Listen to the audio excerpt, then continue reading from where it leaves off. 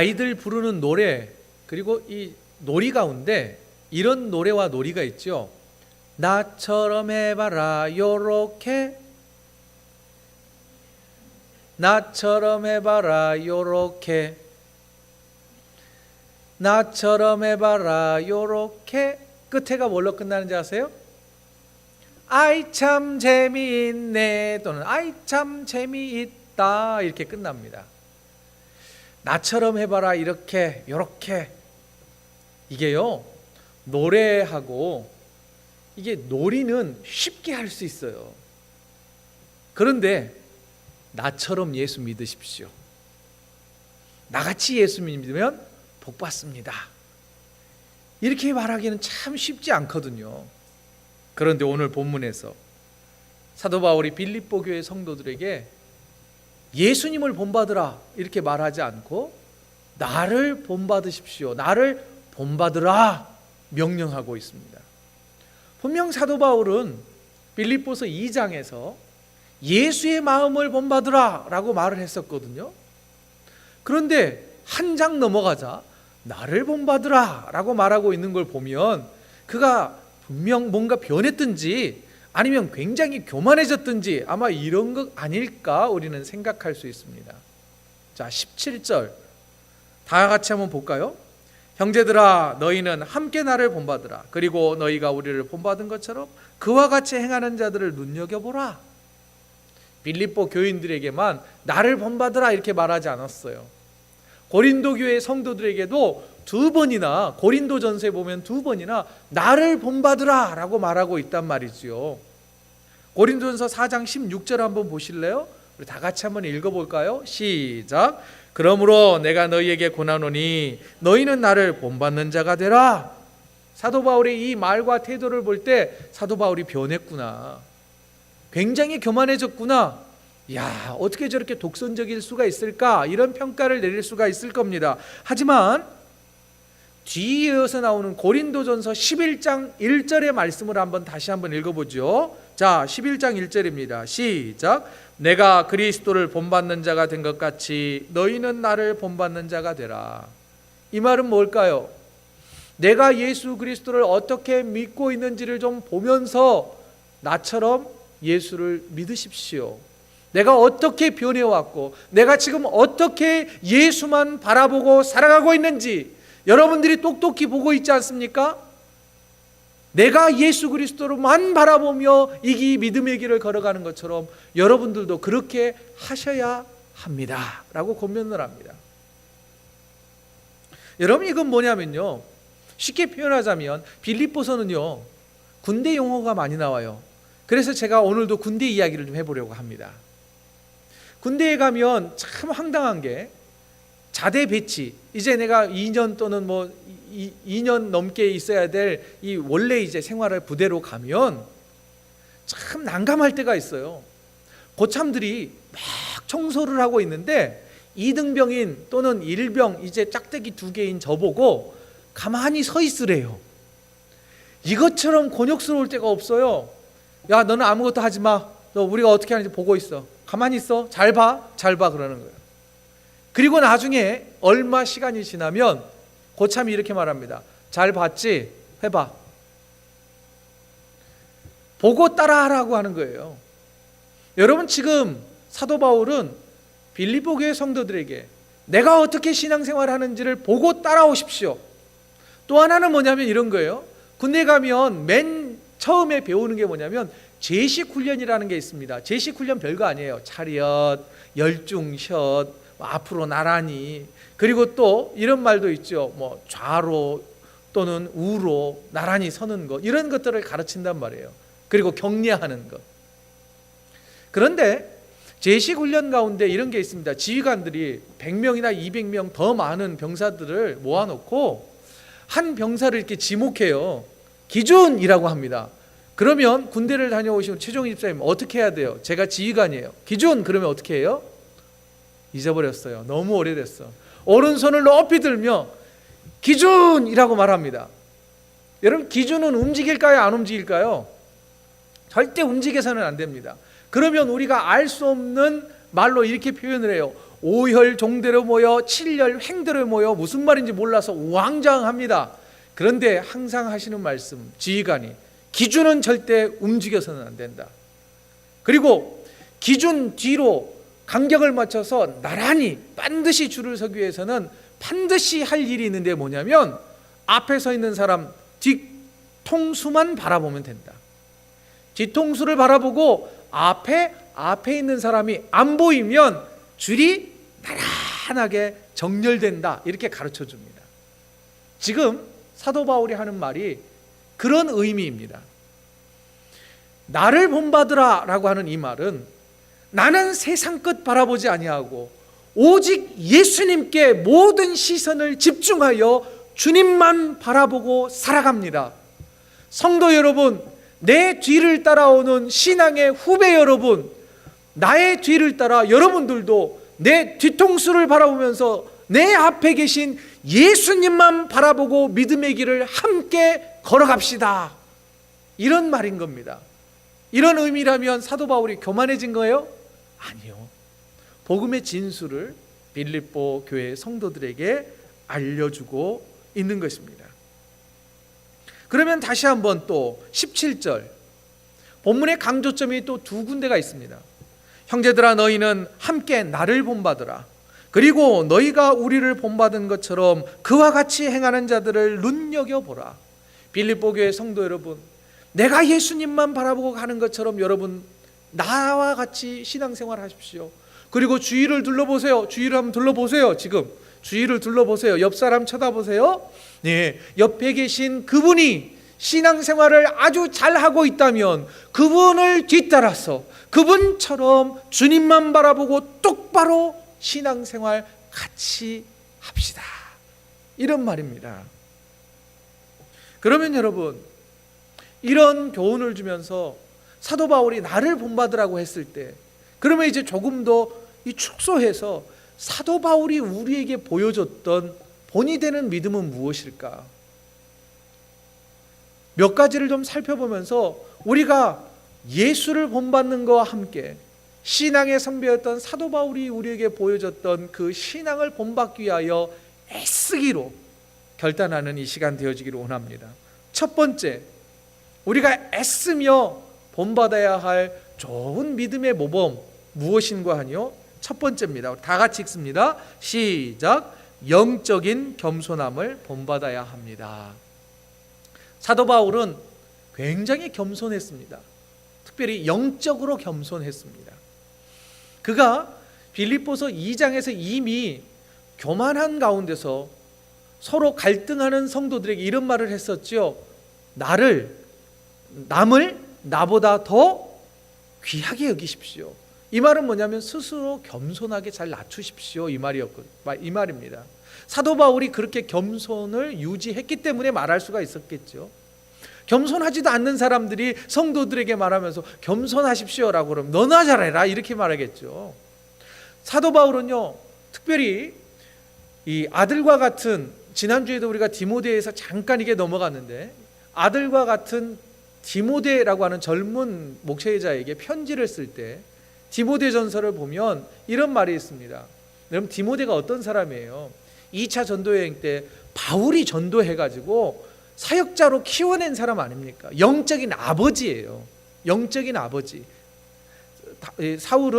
바울은 디모데의 영적 아버지임에도 불구하고 그 아들과 같은 젊은 목회자에게 편지 쓰면서 나는 죄인 중에 괴수입니다, 이런 표현을 씁니다. 이 말은 무슨 말이냐면 죄인의 우두머리입니다, 이런 표현이에요.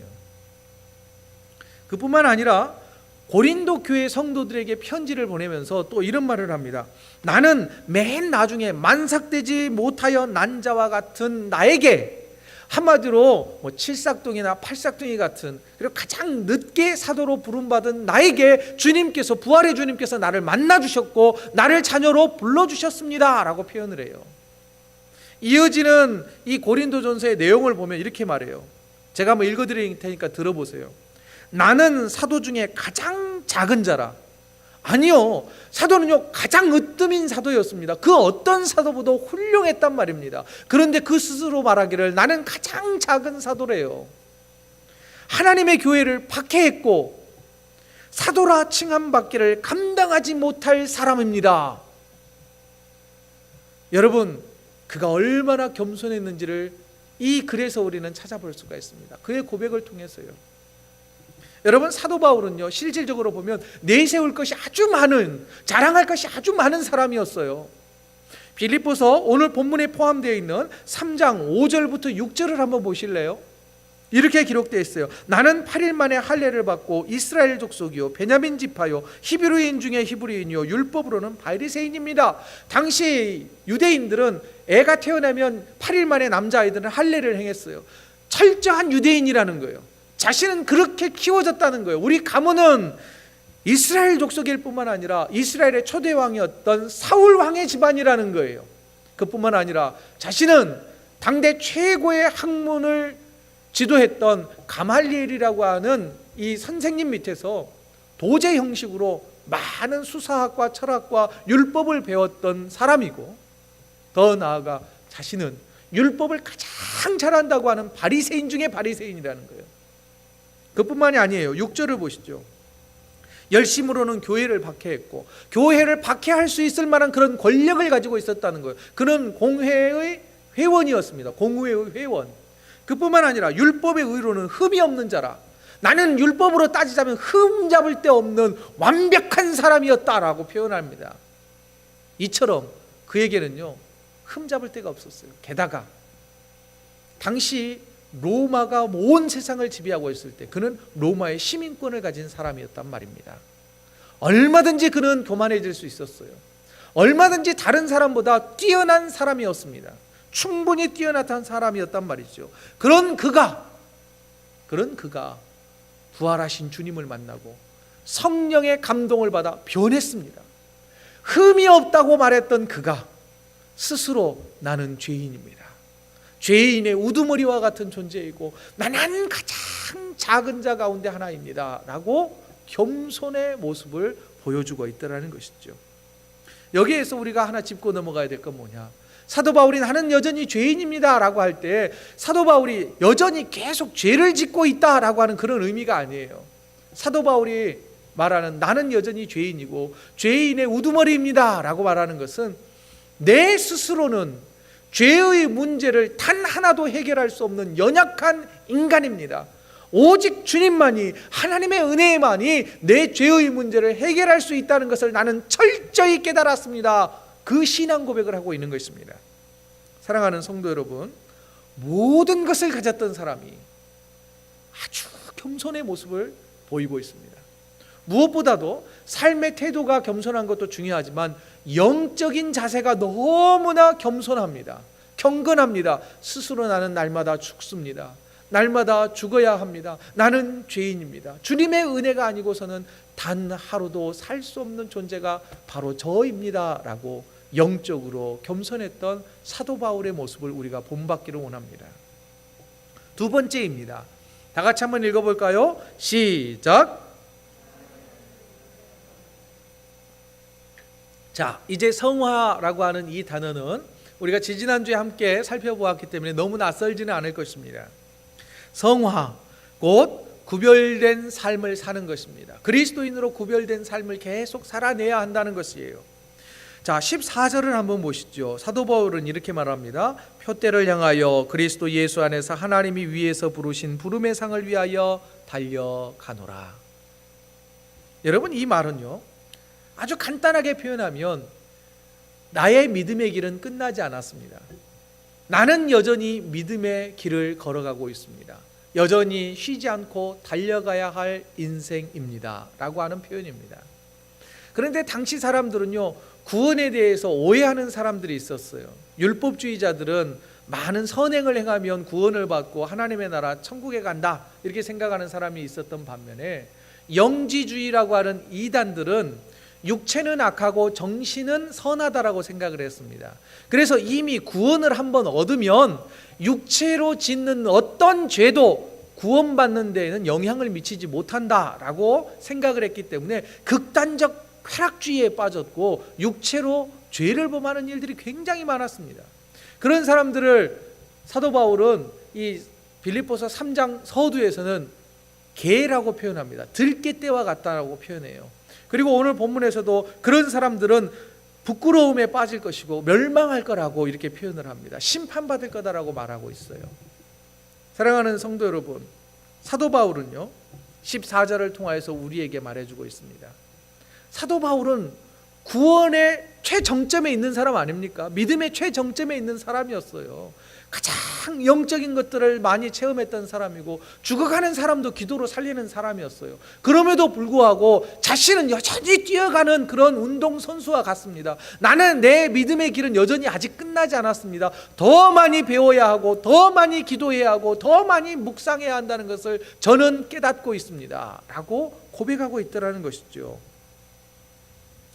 영락교회에서 오랫동안 심우하시다가 이제 별세하신 우리 고 한경진 목사님을 여러분들 혹시 아실지 모르겠습니다. 한경진 목사님은 종교계의 노벨상이라고 하는 템플턴상을 수상하셨던 분이죠. 이제 이 어른이 은퇴하시고 남한산성에서 병이 걸려서 요양을 하고 있을 때 이 교계의 내노라 하는 목사님들이 병문안을 갔다고 그래요. 잘 알려진 일화 가운데 하나입니다만은. 그래서 이제 병문안을 하고 어떤 목사님이 한경진 목사님에게 이렇게 물었답니다. 목사님, 후배들에게 덕담 한마디 해주시지요. 그랬더니 하신 말씀이 바로 저 말씀이에요. 목사님들 예수 잘 믿으세요. 여러분, 이 말은 무슨 의미일까요? 여러분, 우리의 신앙생활이 끝나지 않았다라고 하는 것이 바로 저 말이 모든 것을 다 말해줍니다. 지금 우리의 신앙의 수준이 어느 정도까지 이르렀는지 모르겠습니다. 여러분들의 신앙생활이 10년 또는 20년, 30년, 40년 될 수도 있습니다. 그러나 우리의 신앙생활은 아직 안 끝났다는 거예요. 우리의 직분이, 저는 목사요, 여러분들은 집사님, 권사님일 수 있습니다. 그렇다고 해서 우리의 신앙생활이 끝났느냐? 아니요, 아직 끝나지 않았습니다. 여전히 우리는 예수 잘 믿어야 되는 것이에요. 우리의 신앙의 경주는 끝나지 않았습니다. 여전히 나는 표대를 향하여 달려가야 된다는 거예요.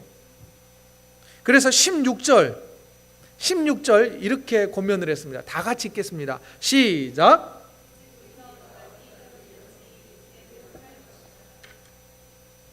영어로 보면요 훨씬 더 의미가 잘 다가옵니다. We must keep going. keep going 해야 된다는 거예요.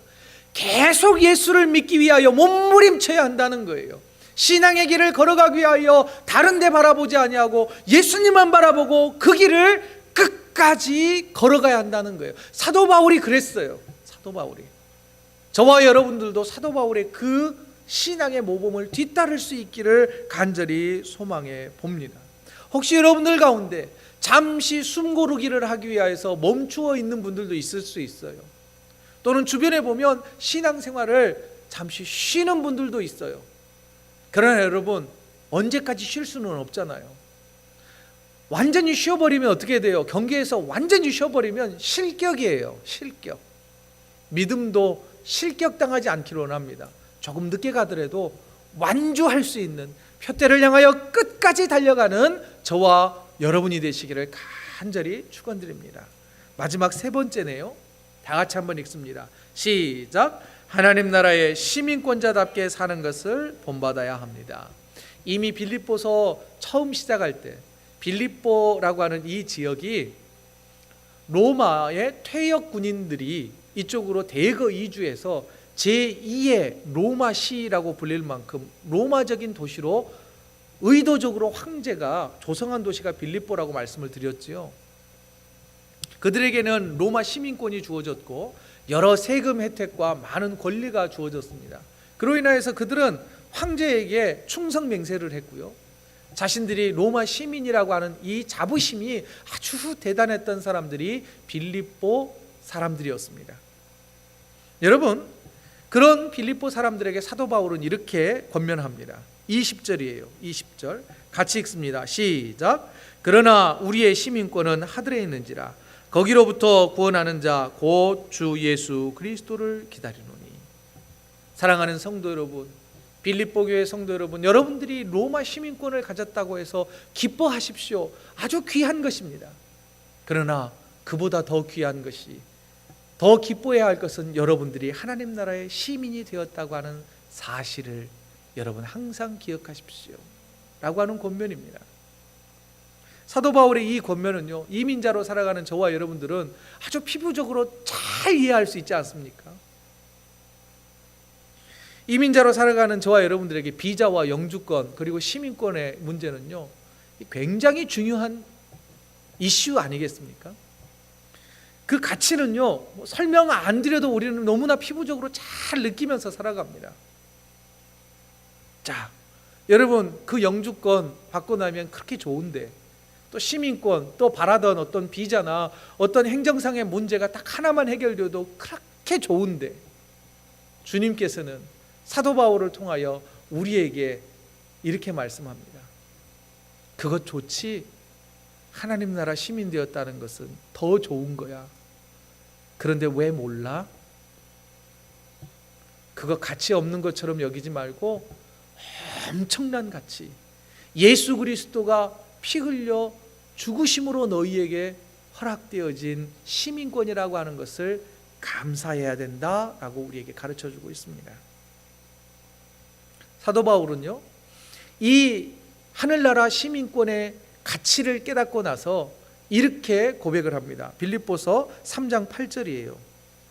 또한 모든 것을 해로 여김은 내 주 그리스도 예수를 아는 지식이 가장 고상하기 때문입니다. 내가 그를 위하여 모든 것을 잃어버리고 배설물로 여김은 내가 예수 그리스도를 얻었습니다. 이렇게 말합니다. 여러분, 사도 바울은요, 예수 그리스도를 만난 뒤부터 그의 가치관이 변했어요. 세계관이 변했어요. 지금까지 가치 있게 생각했던 것보다 더 가치 있는 것을 발견하게 된 것입니다. 지금 사도 바울이 고백하는 건 뭐냐면요, 세상의 가치가 쓸모없다는 게 아니에요.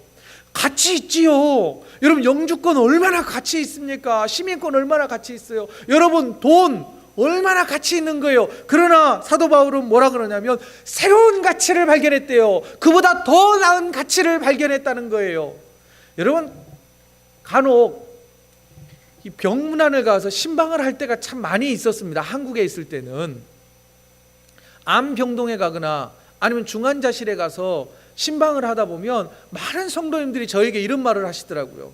목사님, 내가 이렇게 병들어서 여기 누워있다 보니까 돈도 별것 아니네요. 내가 그렇게 노력했는데 사업도 별것 아니고요.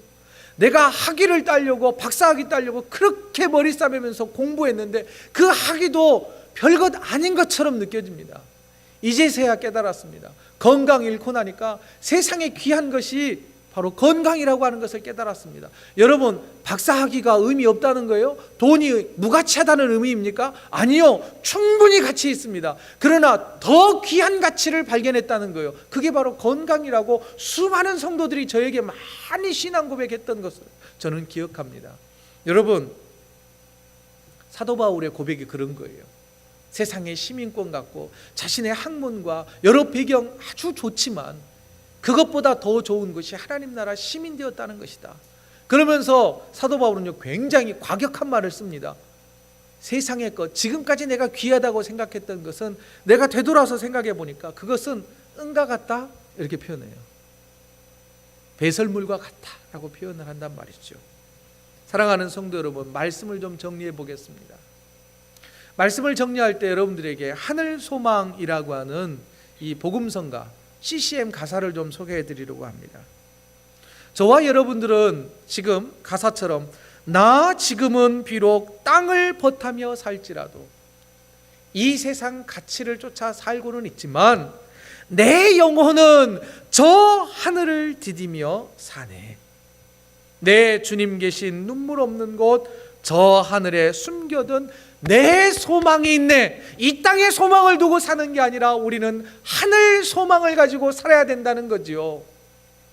그러면서 저 후렴 뒷으로 내려가 보면 주님 그 나라에 이를 때까지 순례의 걸음 멈추지 않으며, 사도 바울 아직 신앙생활이 끝나지 않았습니다. 성도 여러분, 표대를 향하여 그리스도만을 바라보고 믿음의 경주를 다시 시작하십시오. 계속 이어가십시오라고 고백하는 그 내용이 아니겠습니까? 주님 그 나라에 이를 때까지 순례의 걸음 멈추지 않으며 어떤 시련이 와도 나 두렵지 않네. 주와 함께 걷는 이 길에. 사도 바울이 보여준 믿음의 길이 바로 이것이었습니다. 사도 바울이 나를 본받으라 했던 그 모습이 바로 이 모습이었던 것입니다. 사랑하는 성도 여러분, 한 걸음 먼저 앞서갔던 신앙의 선배들을 생각해 보십시오.